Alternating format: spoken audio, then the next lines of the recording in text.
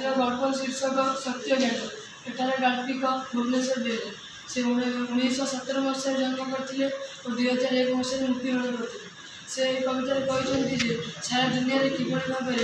में दुर्बल उपर सबल अत्याचार हो से एक उदाहरण देते बेग जमीक मेघ विचार कहार कौन क्षति कर मनीष जाति सब अत्याचार कर विभिन्न विभिन्न बड़ बड़ स्कूल लैबोरेटरी मान काटी खंड खंड कर देखा और बड़ बड़ होटेल गोड़ को रोस्ट कर पिला माने दुईजिया बाहन आसी पोखरी कूल बेग को टेका मारुंट और आगे कहते वशिष्ठ विश्वामित्र भितर दिने विश्वामित्र सैन्य बाहिनी धरी जंगल को शिकार करने आसुले से समस्त बहुत जोर भोक लगे से देखिले गोटे ऋषिंकर आश्रम अच्छी से आश्रम जे सी कहले एटे मत किसी खाया मिल पार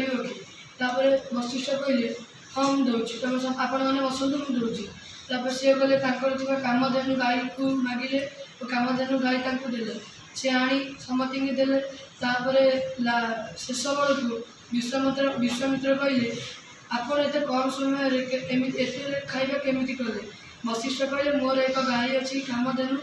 मुझे जहाँ मागिले सी देदे से मागिल सी मत देदेला